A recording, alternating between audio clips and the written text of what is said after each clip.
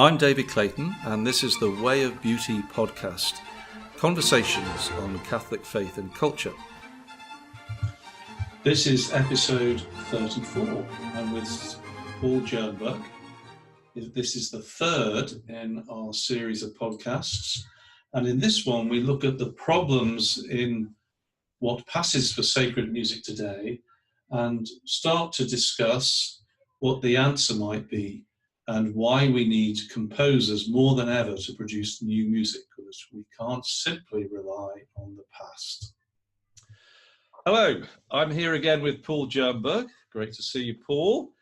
And so this is always the one that people love to talk about in today's world. What's the problem today? So we've talked about the ideals in the last couple of podcasts and explored that. And so in order to be able to understand what's needed today, of course, inevitably, we do have to be critical in some way of the situation. Otherwise, we wouldn't be here talking and saying there's a need. So in your estimation, Paul, what's gone wrong? Why do so many of us have a feeling that the music isn't right? Right. Well, first of all, let me say that what I'm going to say has nothing to do with a personal attack. And I need to say that because I've worked in many different parish situations with overwhelmingly, I would say, people are wonderful people of goodwill who are trying to do the best they can with what they've been given. And I admire a lot of these people. So I need to lay that down first.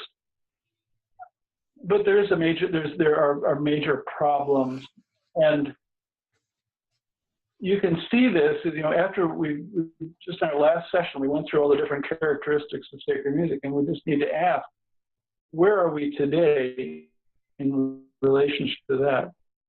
Where are we in terms of the holiness of the music, the beauty and the universality? Are those things that exemplify our music? Where are we in terms of the word being the focus rather than the music drawing attention to itself?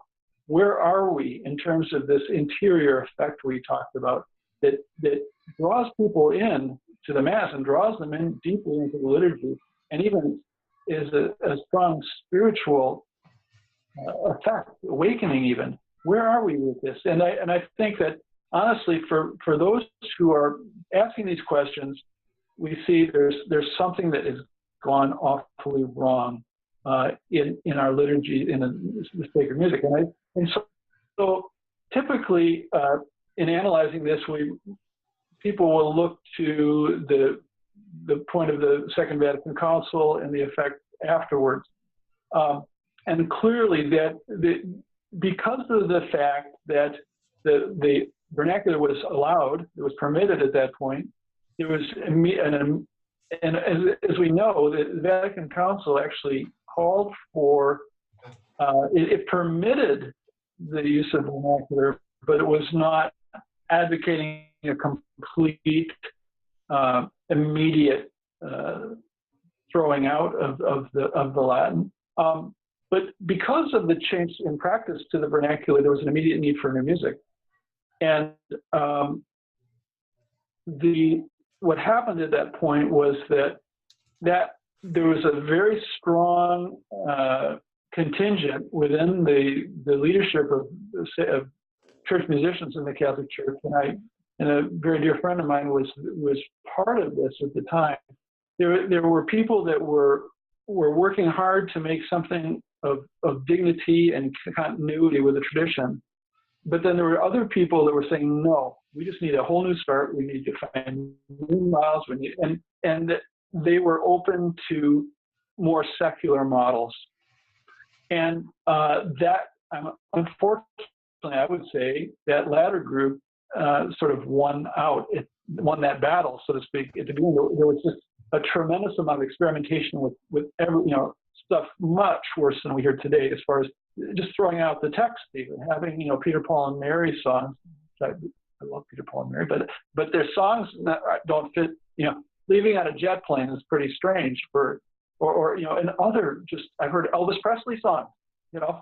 It's like this idea that as long as it engages the people, that's what we're after here, right? So if you have to use Elvis Presley, do it. If you have to use rock music, do it. If you have to use, the sing-songy folk music, do it. Whatever. Is it engaging the people? But you see, the whole idea is that we missed, I think the problem there with that is that we missed some of the essential things I was talking about before. Is this music, first of all, is it united to the sacred text? I mean, are we really singing the liturgy, or are we creating a whole new thing? Is it drawing us into the depths of that? Is it drawing us to a deeper communion with Christ?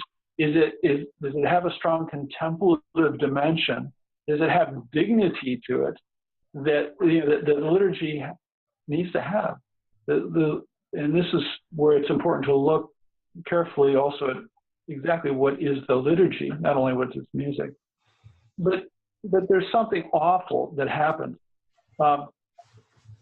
However, I would say that if we look back a little farther in history, before Vatican II, it's not as if there was suddenly a problem. The problem can be traced back long before. And we can see this. I mean, there's different books that trace this beautifully that I'd be happy to give some references there. But we can see even at the early 20th century, for example, Pius X was concerned about what he called theatrical music. In the United States, we see lots of very sentimental music that was added onto the liturgy and became part of people. This is long before Vatican II.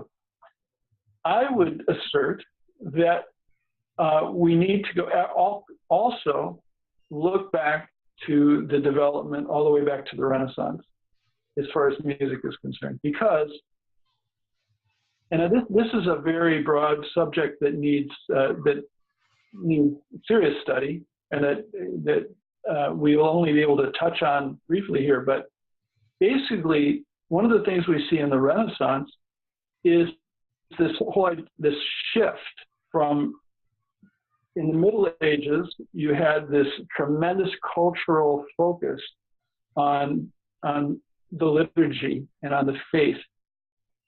In the Renaissance, you have this awakening to these wonderful human capacities that we have, and you have this whole new surging of artistic expression in secular venues. And so in terms of music, there's a whole new emphasis. It starts in the Renaissance and then goes very much into the Baroque of the greatest artists, you might say, and now are composing mainly for concerts and operas. They are still composing at first. I mean, we still have great composers who are composing for the liturgy, of course, but the focus shifts to a secular venue, as being, you might say, the paradigm. And so, what I would assert is that there's a certain problem that we can trace back all the way back to the Baroque and even to the late Renaissance, of this shift to the more secular model and to the sort of more humanistic emphasis, you might say, on the greatness of what we can compose. And now, the thing is that the difficulty here is that this music we're talking about, this development of art music, is actually a magnificent thing, which in itself actually does have a certain capacity to draw us closer to God. It's like when we hear Handel's Messiah, or we hear, or even the secular works of the great composers.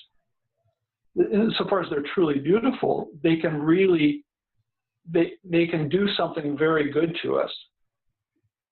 But there's a shift away from the parameters that are needed in the liturgy. So this is again, there's a lot to look at here. But I would say that that we cannot oversimplify, say the problem is simply or merely since Vatican II. It goes deeper than that. And however, the Holy Spirit is still leading the church, and there have always been rays of hope throughout the way. So it's not like we're left to completely to our own devices. But I think we're at a point right now in history where we have to say there's something wrong. There's something terribly wrong here that needs to be fixed, and I believe that we are being given the tools and the keys to see that and to do something beautiful about that today. Something I think we're from our vantage point today, we can see both. We can look back at the history of church music. We can learn from that. We need to be formed in our own great traditions.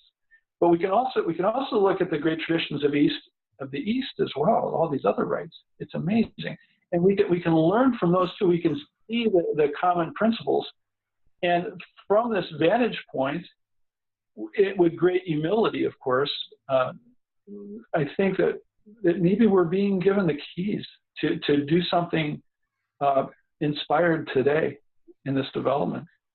Again, I've often thought that what you're describing is true about art as well. We're in a position today, especially in the West, to make an assessment of past traditions from a detached position, precisely because we are detached from them. Everything, they're all foreign to us in some way, because the culture today is so separated from the sacred that those who yearn for it can see in these different traditions what is there in a way that would not have been possible even for the people themselves, because so much of the people who were immersed in it weren't aware in the same way of what they were doing, because it was just natural to them. That's right. And I think and I've often thought that we're in a fortunate position to decide, and again, you have to, as you stress, with humility and discernment, and we can get this terribly wrong, as the lessons of the last 50 years have told us. But nevertheless, we have the possibility of doing something very right.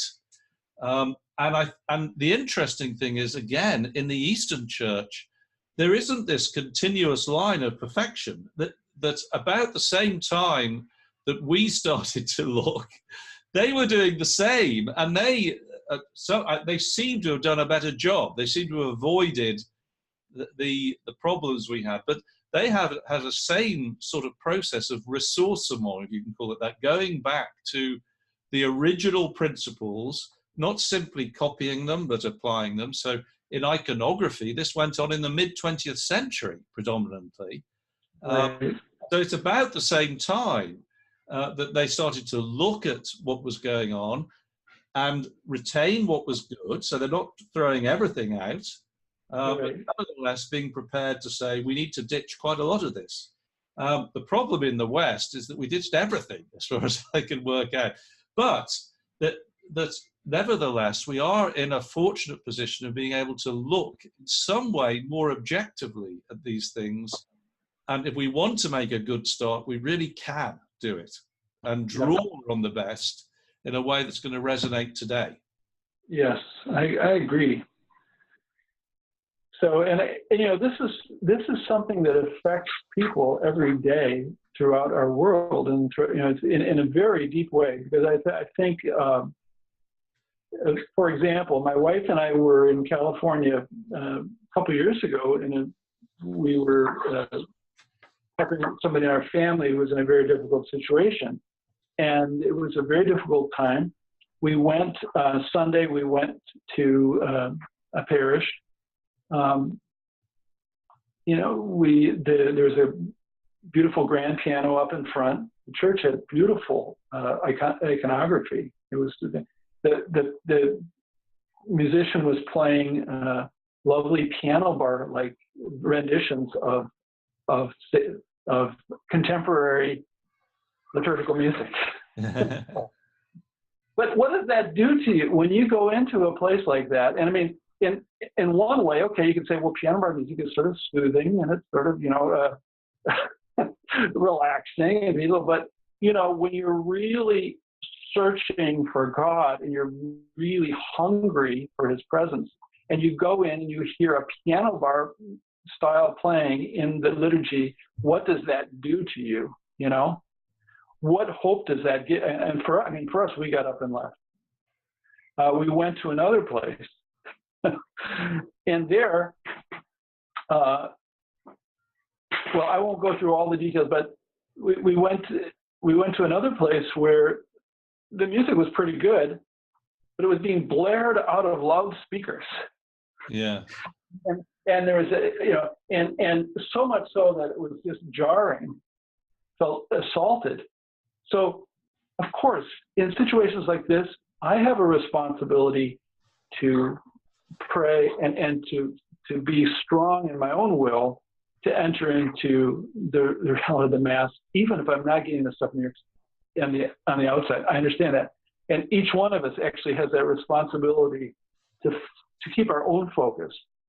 However, as a musician, I want to say this stuff needs to be fixed. Not to go along just with my own personal feelings, but to recognize there are certain principles here that need to be acknowledged and need to be articulated. We can do this. We can. This is totally possible to understand these principles and to work together to reestablish some sense of sanity.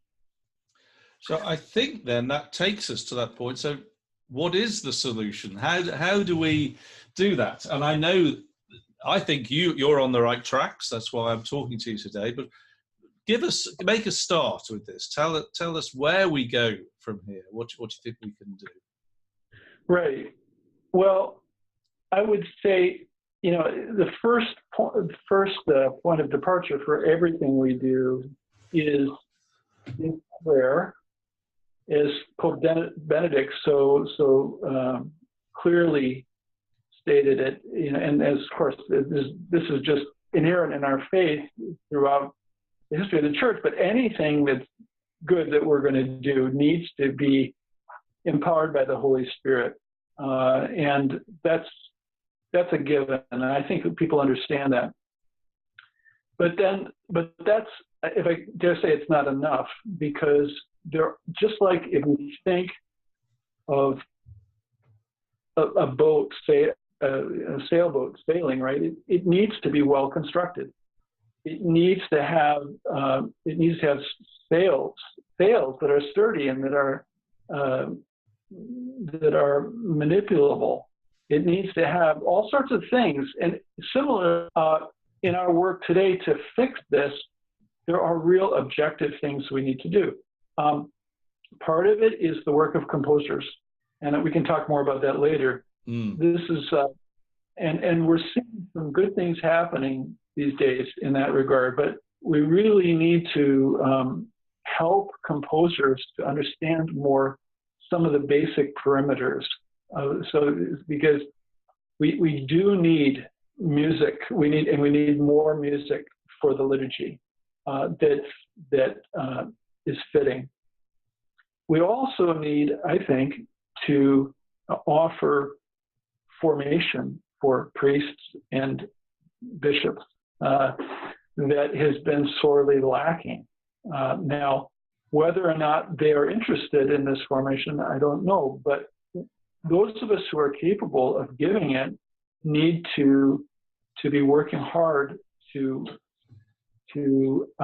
put together this kind of formation, so that these priests and bishops as well can in turn lead their flocks in the right direction.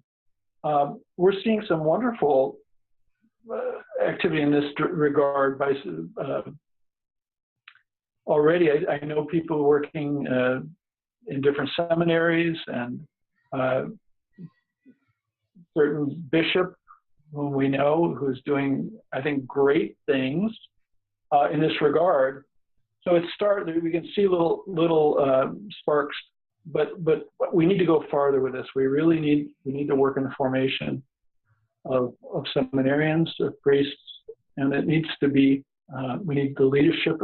Eventually, we need a strong leadership from bishops to make this happen.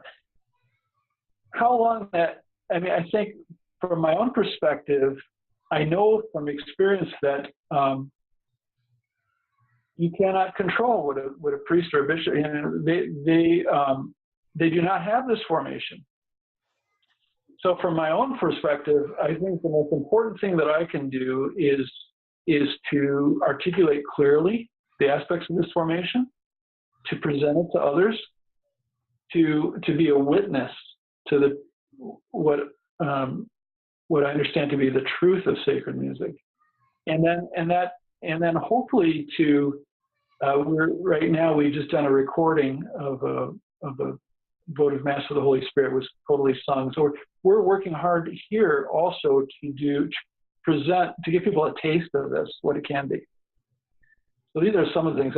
I'm sure we can go deeper and explore lots more of the solutions, but those are some of the first aspects, I would say.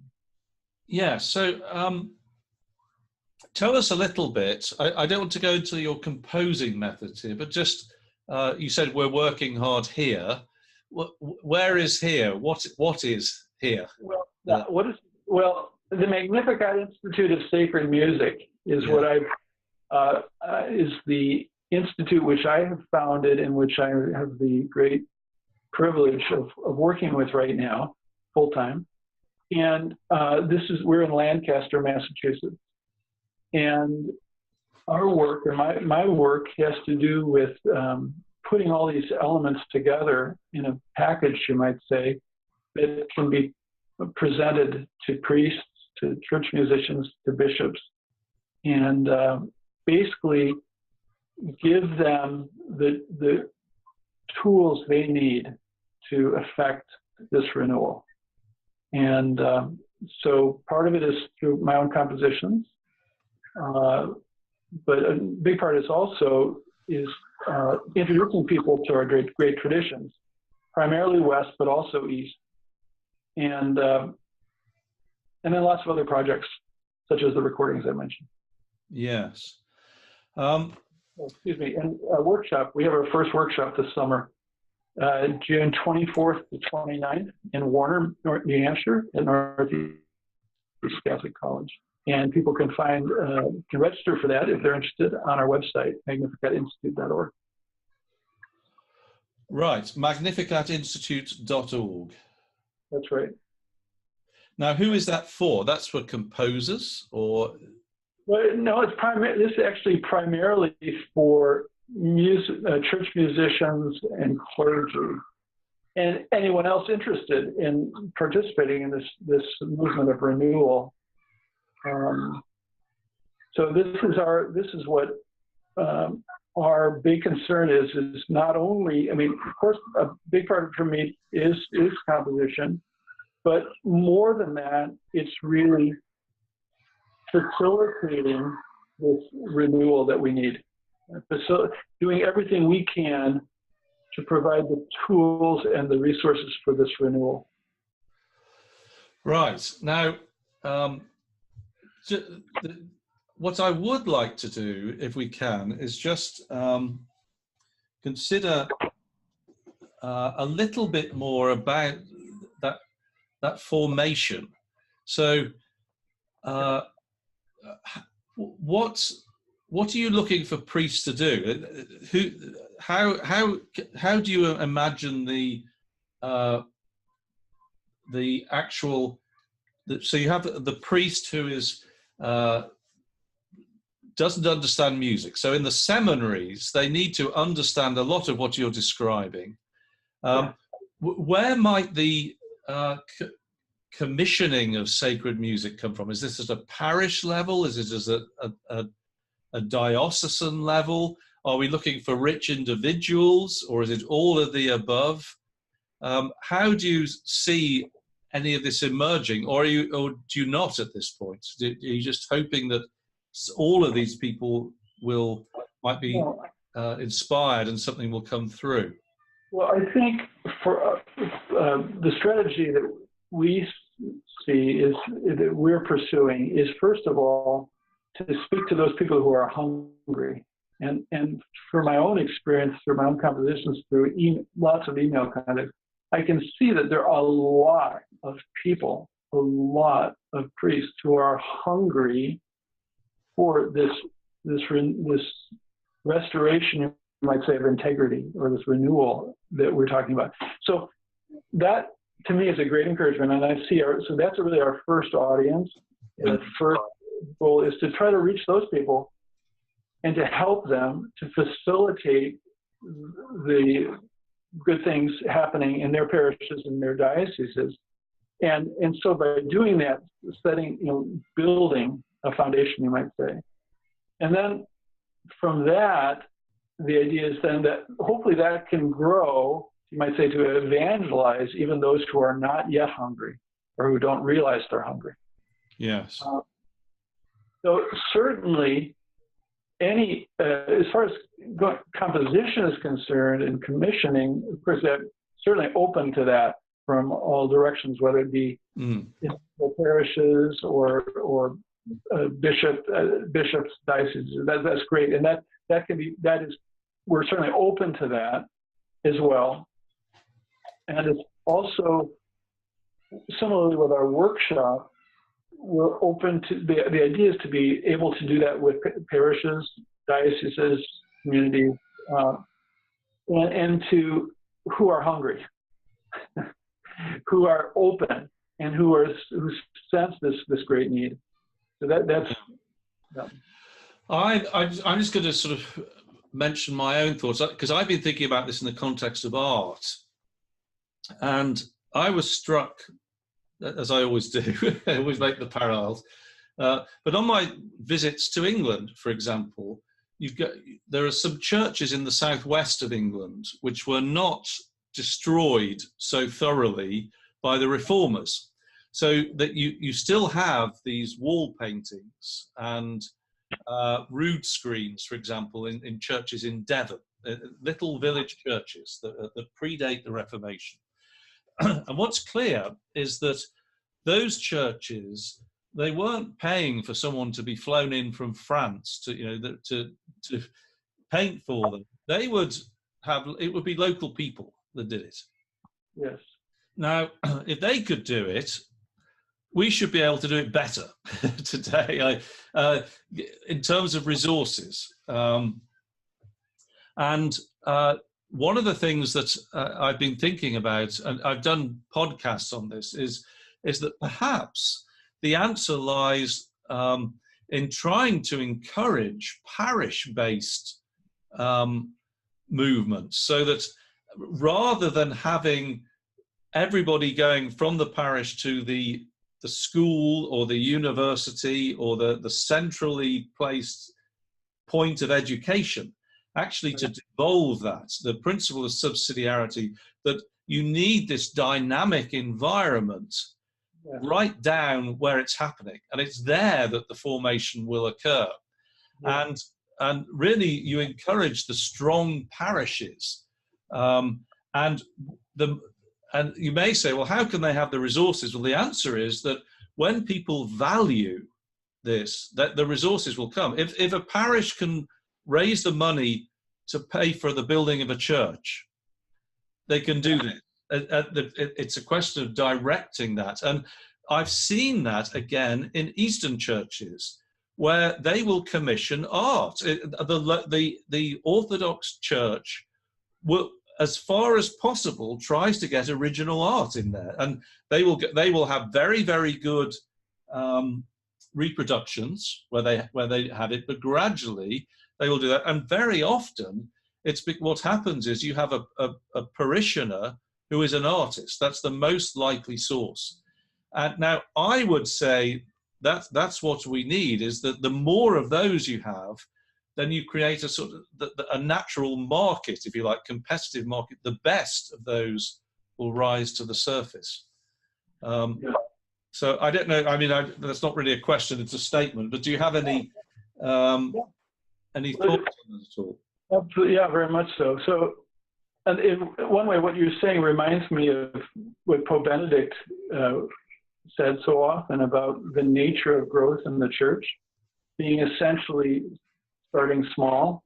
And it's saying that basically is a principle that we can see throughout church history and all the way back to the 12 apostles, and that the great monastic movements, they started on a small level, local level, and then grew. So I think in one way, to the extent that the parishes and little places can do good things, this has great power, because we're not just talking about art. We're talking about something very powerful. That the liturgy is powerful, and when it's done lovingly and well, and with attention to the things we've been talking about, it's got like a seed that can grow into a giant oak tree. It's very powerful.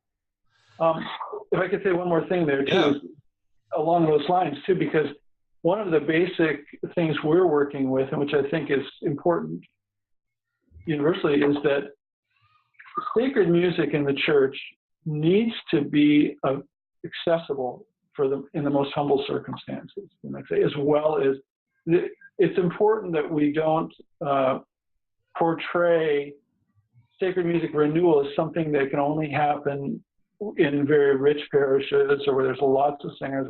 There's a quality to it that, of course, I mean, it's wonderful. I don't want to denigrate either the role of professional musicians and artists and so forth, but there's a dimension of sacred music that really is accessible, even in very, very humble situations.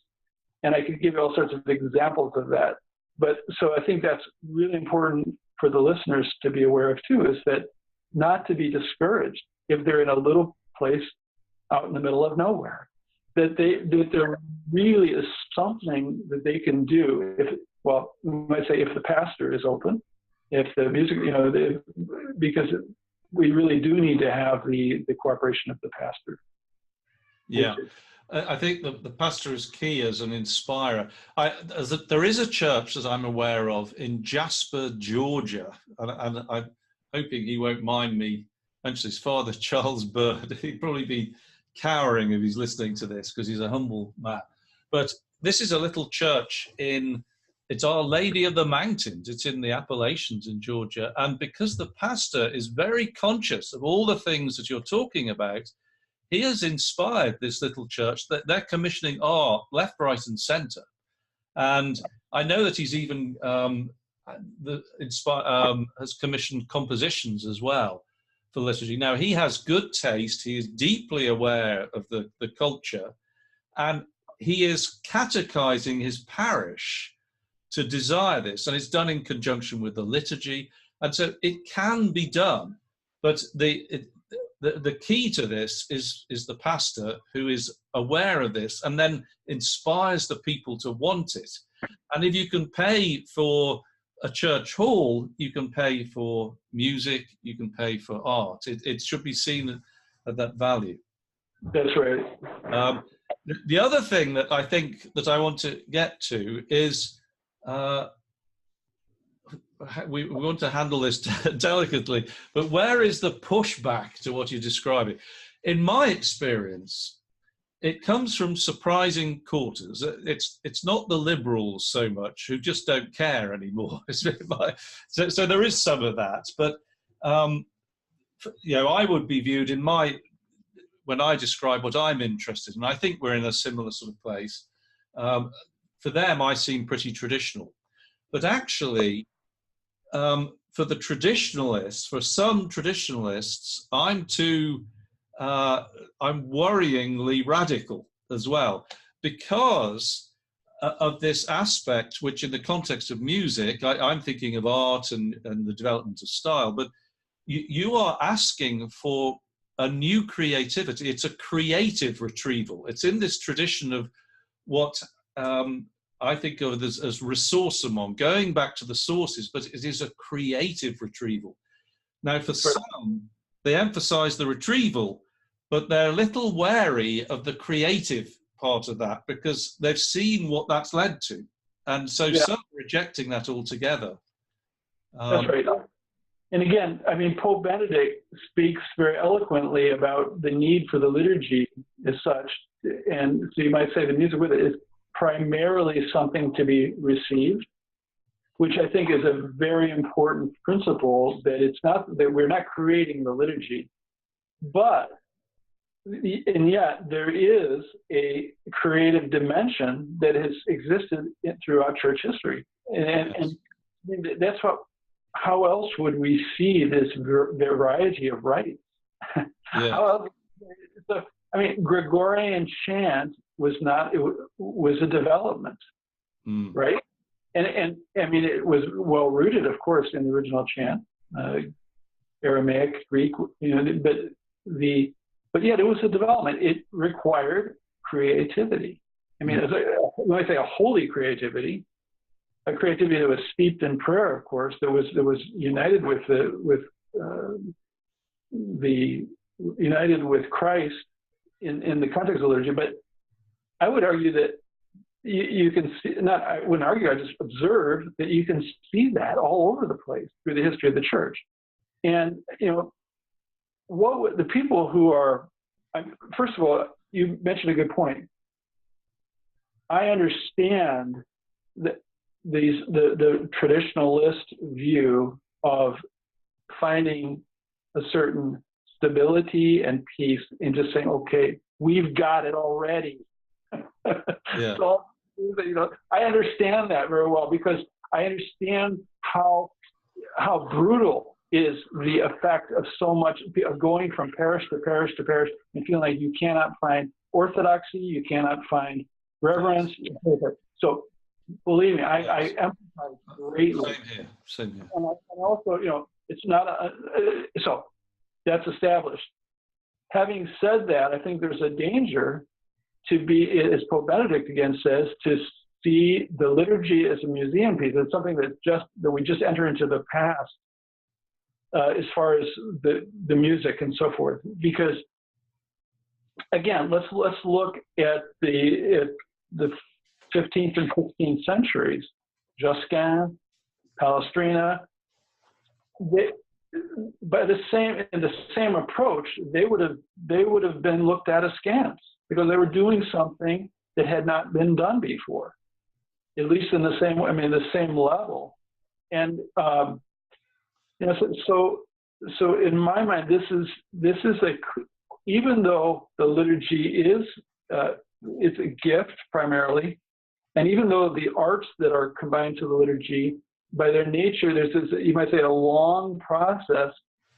Nevertheless, there are all sorts of moments throughout history, throughout in different parts of the world, in the development of the church, that have evoked this kind of creative response, and that have been a holy thing, and that have become subsequently part of the tradition of the church. Yes. My personal view is that we don't have an option, really. That preservation of what is past, and again, I don't want to mischaracterize this. It's never black and white. I mean, right. Do you find someone who does not want any development at all? It's a question of how much they'll permit. But so that's important to state. But really, we have to be prepared to take those risks and recognize that if there is creativity, some of it is not going to be great. And the fact that so much is done badly, what that says to me is that we need to learn the lessons. We don't reject wholesale the idea of creativity. We've just got to do it better. And we have to, if we want to engage with people today, if we want to evangelize, if we want to connect with people, I don't think we have an option but to try this. We've just got to do it better. I agree, David. And we need to do it with all the skill and prayer and understanding. Yes. And I personally, I'm always humbled, and I think we always need to have that certain, as I said before, great humility in face of the tradition of our traditions, and realize our own littleness. But having said that, is our foundation. Having said that, I think there are, the Holy Spirit is today, and there are inspirations. There are that are really engaging people. There are that are still faithful to these basic principles, and that is so encouraging to me in my own work. And like you say, for anybody who's doing any kind of work, artistic work, there's always this element of human frailty and capacity to do substandard work and so forth. But yes, if we and again, I think to me the key here is what you mentioned: evangelization. It's love, the love of neighbor to which we're all called. If we truly love our neighbor, if we truly, do we just say, well, do we what's the word? Do we dismiss the people that aren't in our small group? No, we're called to evangelize. We're called to draw all people in, so as much as we can, to the love of God and to the gospel. That's beautiful. Okay, well, thank you very much. I think we'll stop there. Just once again, it's magnificatinstitute.org is how That's right. People can contact you. Paul Jernberg, thank you very much indeed. Thank you, David. It's a pleasure. You've been listening to the Way of Beauty podcast, conversations on Catholic faith and culture. If you enjoyed this episode, then please give us a 5-star review on iTunes. This will help others to find it too. Also, if you're interested in delving more deeply into the material that we discuss, you can do a course at the Pontifex University website. That's pontifex.university.